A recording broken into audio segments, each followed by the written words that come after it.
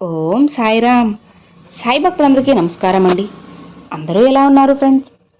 మన సాయినాథుని దయ వల్ల అందరూ బాగుండాలని మనస్ఫూర్తిగా కోరుకుంటూ ఈరోజు ఈ వీడియోనైతే స్టార్ట్ చేస్తున్నాను. ఇక ఈరోజు వీడియోలో బాబాగారు ఏం చెప్తున్నారు అంటే, తల్లి, నాకు ఎందుకు నువ్వు ఆగ్రహాన్ని తెప్పిస్తున్నావో చెప్పు. ఎన్నిసార్లని నీకు ఇలా చెప్పను? ఇలా చెప్పడం నీకు 1,00,000 సార్లు. ఇకనైనా వింటావా? అలానే ఎప్పటిలానే కొట్టి పారేస్తావా? విను. వినకపోతే ఈ నీ సాయి తండ్రి కూడా ఇక ఎప్పటికీ పలకరు. నీకు ఎలాంటి సంకేతము సందేశాలను కూడా అస్సలు పంపను. విను, చేజార్చుకోకు అని బాబాగారితో చెప్తున్నారండి. అసలు మరి బాబాగారు మనకి ఏం చెప్పబోతున్నారు? ఎందుకు బాబాగారు ఇంతలా ఆగ్రహంగా ఉన్నారు? అసలు ఎలాంటి సందేశాన్ని చెప్పబోతున్నారు? ఇన్ని రోజులు మన కోసంగా బాబాగారు ఏం చెప్పారు? ఇవన్నీ కూడా స్వయంగా మన సాయి తండ్రి మాటల్లోనే విందామా? బిడ్డా, నాకు చాలా ఆగ్రహంగా ఉందమ్మా. అసలు ఇంతలా నీకు చెబుతూ ఉన్నా సరే నువ్వు ఎందుకు నన్ను పట్టించుకోవడం లేదు? ఎందుకు నువ్వు పదే పదే అదే తప్పుని చేస్తూ ఉన్నావు? నా కోపానికి గురవుతూ ఉన్నావు ఎందుకు? నీ సాయి అంటే లెక్కలేదా? నీ బాబా మీద నమ్మకం లేదా? మరి ఉంటే ఇలా ఎందుకు చేస్తున్నావు చెప్పమ్మా? బాబా, అసలు నేను ఏం తప్పు చేశాను బాబా? మీపై నాకు ఎంతో నమ్మకం, భక్తి, శ్రద్ధ అన్నీ ఉన్నాయి తండ్రి. అసలు నేను ఏ తప్పు చేశాను? ఏం పాపం చేశానో చెప్పండి. ఎందుకు మీరు ఇంత ఆగ్రహంగా ఉన్నారు అని అడుగుతున్నావా? చూడమ్మా, నేను నీకు ఎన్నోసార్లు మంచి మంచి విషయాలు బోలెడన్ని సార్లు చెప్పాను. చెప్పాలంటే ఇప్పటికే 1,00,000 సార్లు ప్రతిరోజు కూడా నేను నీకు చెబుతూనే ఉన్నాను. అలానే హెచ్చరిస్తూనే ఉన్నాను. అయినా నువ్వు వింటున్నావా? ఇక ఇంతకు మించి నేను ఏం చేయలేను. నువ్వు నా బిడ్డవి కాబట్టే ఇంతలా నేను నీకోసంగా బ్రతిమిలాడి బ్రతిమిలాడి చెబుతూ ఉన్నాను. బిడ్డా, మోసపోతున్నావమ్మా. నేను చెప్పినవి పట్టించుకుంటున్నావా? అలా పట్టించుకోక మోసపోయి ఆ తర్వాత మళ్ళీ నా దగ్గరికే వస్తున్నావు. బాబా, మీరు చెప్పింది నిజమే. నేను అనవసరంగా వాళ్ళను నమ్మి మోసపోయాను అని మళ్ళీ నువ్వే నా వద్దకి వస్తున్నావే. ఇదేమన్నా న్యాయమా? ఆలోచించమ్మా. ఎన్నిసార్లు హెచ్చరించినా సరే, ఎన్నిసార్లు నీకు చెబుతున్నా సరే, నువ్వు నన్ను అస్సలు లెక్క చేయడం లేదు, పట్టించుకోవడం లేదు. వాళ్ళు మంచివారేలే, బాబాగారు ఎవరి గురించో చెబుతున్నారులే అనుకొని నిన్ను ముంచే వాళ్లే నమ్ముతున్నావు తప్పితే మంచివాళ్ళని, నీకు మంచి కోరి చెప్పేవాళ్ళని ఎందుకు పట్టించుకోవడం లేదు? కాస్త నిన్ను ఎదుటివారు పొగుడుతుంటే చాలు, అసలు నిజ నిజాలు తెలుసుకోకుండా, వాళ్ళ మనసులో నిన్ను ఎంతగా తిట్టుకుంటున్నారో తెలుసుకోకుండా, నీ బాబా ఇచ్చిన సందేశాలను సంకేతాలను కూడా పట్టించుకోకుండా పొంగిపోతున్నావు. ఉప్పొంగిపోయి వాళ్ళు వేసే పన్నాగాలకి నువ్వు బలైపోతున్నావు, మోసపోతున్నావు. దీనివల్ల నువ్వే కదమ్మా, నిన్ను నమ్ముకున్న నీ కుటుంబం కూడా ఎంతో బాధపడుతున్నారు. ఆలోచించు. నీ వల్ల నీ కుటుంబం ఇప్పుడు ఎంత బాధపడుతున్నారో నీకే తెలుస్తుంది. ఇకనైనా నువ్వు మారకపోతే ఇంకా ఇంకా నీ కుటుంబం కృంగిపోవలసి వస్తుంది. ఇక నువ్వు అలానే ఉంటే పూర్తిగా నిన్ను సర్వనాశనం చేసేస్తారు, ముంచేస్తారు. జాగ్రత్త తల్లి. సరే బాబా, మరి అది ఎవరు అని అంటున్నావా? ఒక్కసారి నువ్వే చూడమ్మా. కళ్ళతో కాదు తల్లి, కాస్త మనసు తెరిచి చూడు. ఎవరు నీకు మంచి చేస్తున్నారో, ఎవరు నీకు చెడు చేస్తున్నారో అనేది స్పష్టంగా తెలుస్తుంది. కానీ ఒక్కటి గుర్తుపెట్టుకోమ్మా, ఇప్పుడున్న ఈ కలియుగంలో మంచి చేసేవాళ్లకంటే ముంచేవాళ్లే ఎక్కువ. వీలైనంత వరకు ఎవ్వరిని నమ్మడం మానేసే. నీకు మంచి చేసేవాళ్ళైనా సరే ఏదో ఒకరోజు మారిపోతారు. మంచి కోరిన వాళ్లే నిన్ను ముంచేస్తారు. కాబట్టి వీలైనంత వరకు అందరితో జాగ్రత్తగా ఉండు. కాస్త దూరంగా ఉంటేనే నీకు, నీ మనసుకి, అలానే నీ కుటుంబానికి కూడా మంచిది. అర్థమవుతుందా? అయినా సరే నీ మనసులో ఒక ప్రశ్న ఉంటుంది కదా, సరే బాబా, మీరు చెప్పింది చేస్తాను, మరి ఎవరిని నమ్మాలి అని అంటున్నావా?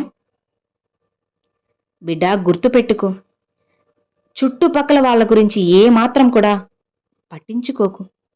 అనేవాళ్ళు అంటూనే ఉంటారు, కానీ నీ పని నువ్వు చేసుకుంటూ వెళ్ళాలి. దారిలో వెళ్తున్నప్పుడు నిన్ను 100 మంది 100 రకాలుగా అంటారు. అదే నువ్వు విజయం సాధించి వస్తే 100 రకాలుగా అన్న మనుషులే నీ గురించి 1,00,000 మంచి మాటలు చెబుతారు.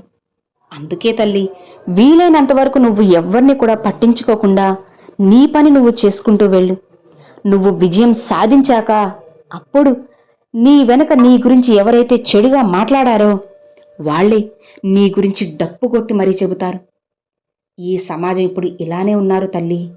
నువ్వు కాస్త విజయం సాధిస్తే చాలు నీ వెనక నలుగురు వస్తారు. అదే నువ్వు ఒక్కసారి ఓడిపోతే ఎవరైనా నీతో ఉంటారా? నీకు ఏ పని చేత కాదు అని నీ వెనక నీతో ఉన్నవాళ్లే నిన్ను వేలెత్తి చూపుతారు, దెప్పి పొడుస్తారు. కాబట్టి అందుకే నువ్వు ఎవరికి ఏదైనా చెప్పాలి అనుకుంటున్నా సరే అది నోటితో కాదు, గట్టిగా నీ విజయంతో దెబ్బ కొట్టాలి, నీ విజయంతో సమాధానం ఇవ్వాలి. అర్థమవుతుందా అమ్మా? ఎప్పుడైనా సరే నువ్వు ఒక్కరినైనా సంతోష పెట్టకపోయినా పర్వాలేదు, కానీ తెలిసి తెలిసి ఒక్కరిని కూడా బాధ పెట్టకు తల్లి. నువ్వు ఓడిపోతున్నా సరే కంట కన్నీళ్లు రానివ్వకు. ఆ కసితోనే నువ్వు పైకి ఎదగాలి. బాధపడకు.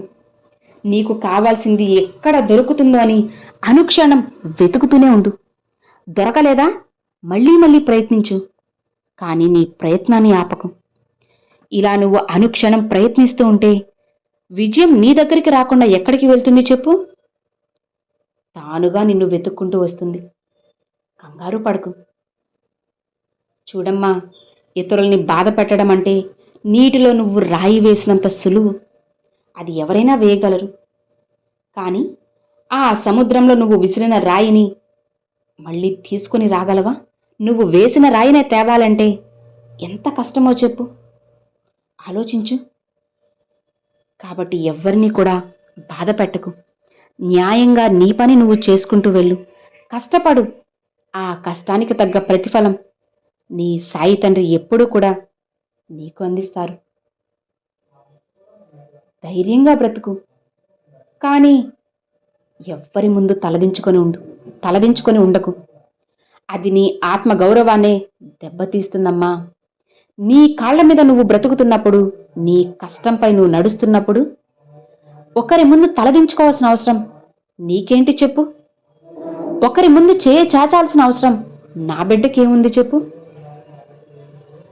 గుర్తుపెట్టుకోమ్మా, నువ్వు ఒకరి ముందు ఎప్పుడూ చేయి చాచకూడదు, అలానే ఎవ్వరి ముందు కూడా తల వంచకూడదు. నా బిడ్డ ఎప్పుడూ కూడా రాజగంభీరంగా ఒక రాజులా బ్రతకాలే తప్ప ఒకరి ముందు వంగి ఎప్పటికీ బ్రతకూడదు. అది నీ సాయి తండ్రికి చాలా అవమానం.